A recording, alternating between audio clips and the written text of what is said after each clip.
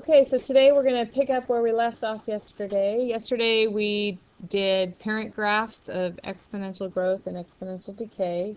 And then we also did graphs where we had an A in front of it that could stretch it or shrink it. Today we're going to be shifting it vertically and horizontally. When you do that, that's called a translation. So we're going to be doing translations today. And the translations are very similar to what we've already done, really, with parabolas and what we did with, absolute value graphs. When you have x minus a number, you set that equal to 0. What makes it equal to 0? And that's your horizontal shift, the h. And then the vertical shift is shown by the k. If it's positive, you're going up. If it's negative, you're going down. So again, the h is the opposite of what you would expect, but the k, it's the same. Okay? So let's take a look at an example. We've got y equals 4 times 2 to the x minus 1 minus 3. And we're going to graph that, and then we're going to state the domain and range. And I'm also going to talk about what the asymptote is as well. So first of all, is this one going to be growth or decay? What do you guys think? Growth. Yes, it's growth because b is equal to 2. Okay, so this right here tells us it's growth. All right, so because I have the x minus 1, if I set that equal to 0, x would be 1, right? So h is equal to 1, so am I going to the left or to the right? I'm going to the right. 1 unit. And then this minus 3, that tells me I'm going down 3. Okay, and that's k. Why is H1 not negative? H is always the opposite. You have to, it's what makes it 0. Oh. Okay? And the thing is, then when that is 0, then we end up able to figure out what happens with the rest of it. So, okay. So essentially, I'm going to be moving this to the right 1 and down 3.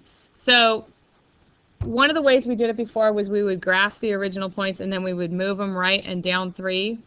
Well, another way you guys can think of it is if you think of this as just being your new origin. So this is another way you guys can do it without, and then you won't even have to plot the other points. You'll only plot the points that go with this graph. So I'm going to think of that point, 1, negative 3, as being a new origin for me. I'm going to figure out a table for the parent graph. So that's without the h and the k. So I'm going to figure out what it would be if it was just y equals 4 times 2 to the x power. And plug in the negative 1, 0, and 1 and see what I get. So if I have 2 to the negative 1 power, that is 1/2. And 4 times 1/2 is 2. And if I have 2 to the 0 power, it's 1, so that comes out to 4. And then 2 to the first is 2, that comes out to 8. So now what I'm going to do is I'm going to pretend like my origin is down where I drew that point at 1, negative 3. And so from there, I'm going to go to negative 1, positive 2, and 0, 4, and 1, 8. And so you see I can actually graph it without even graphing the other points. I just pretend like I've moved the origin, essentially. And that takes care of the translation. How? All right, so then the asymptote, like we just said, now instead of it being y equals 0, it's y equals negative 3. And for our domain and range, the domain is still all real numbers, just like it's been all along, because there's no limit on what we can put in for x. But my range now, my y's are still getting bigger, so it's y is greater than, but instead of being greater than 0, it's greater than negative 3, exactly. Okay? So when you finish writing that down, I'm going to have one for you guys to do on a whiteboard.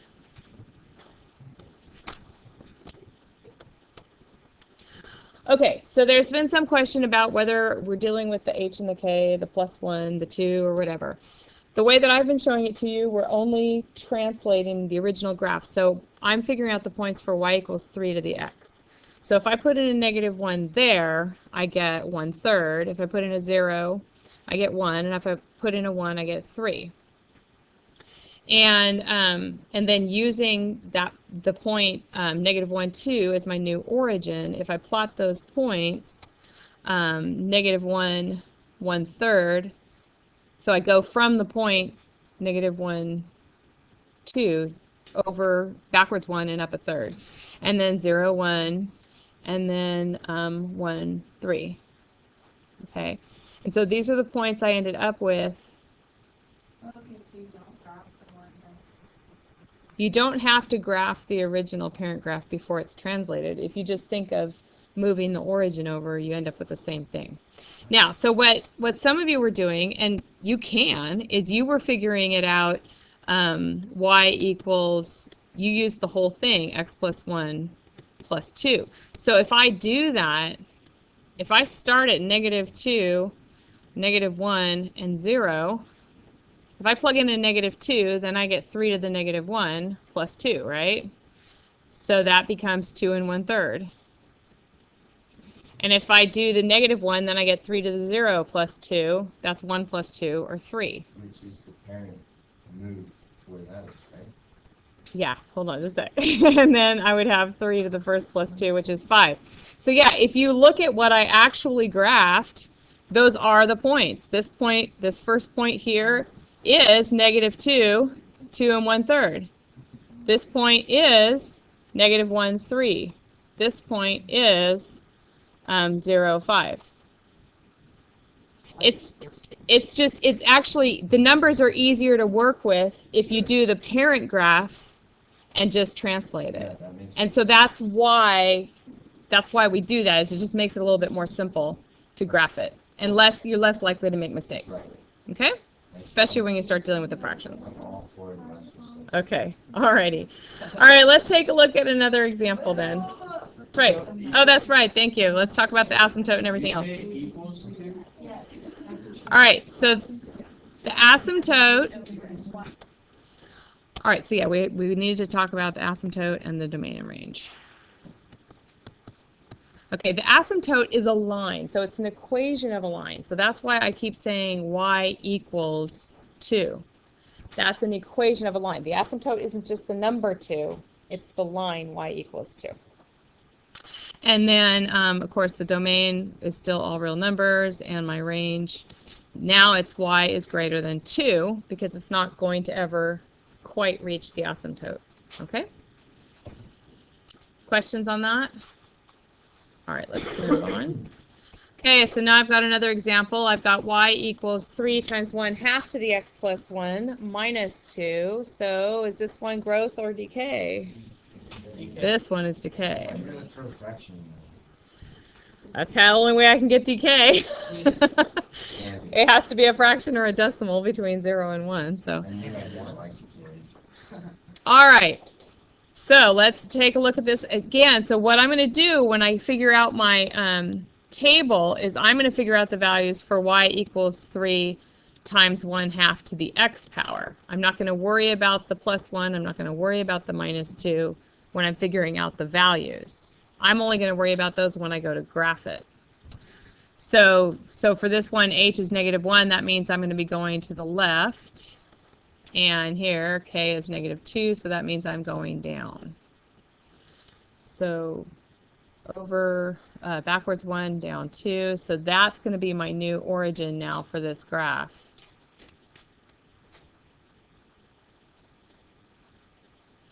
All right, so I'm going to put in negative 1, 0, and 1 into my parent graph. So I would have 3 times 1/2 to the negative 1, which is 2. And so I would get a 6. 3 times anything to the 0 power is 1, so I get 3. And then 1/2 to the first power is still 1/2, so I get 3/2 or 1.5. Now using my new point as an origin, I go from there, I go backwards 1 up 6. 1, 2, 3, 4, 5, 6. And then 0, 3, 1, 2, 3. and 1, 1.5.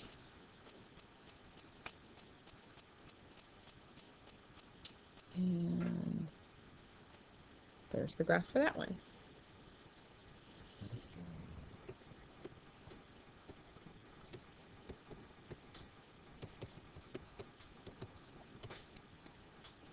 All right, so what do you guys think the equation of the line is now for my asymptote?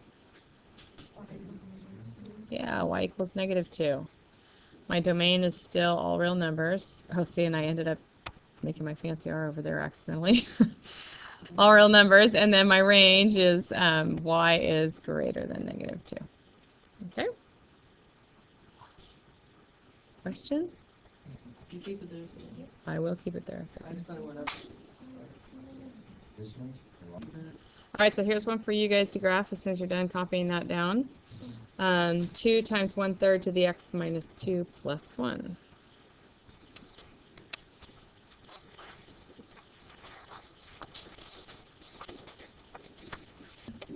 All right, so when you filled in the table for y equals 2 times 1/3 to the x, at -1 we get a 6. So I will go to -1 from my new origin, up 6, and I end up here, 0, 2, and 1, 2/3 would be about there. And so my graph would look something like that. The asymptote is what? Equals 1. Y equals 1. Not just equals 1, but y equals 1. My domain is what? All reals. And what's my range? Y is greater than 1. Y is greater than 1. You guys rock. That's awesome. Okay, that's it for today.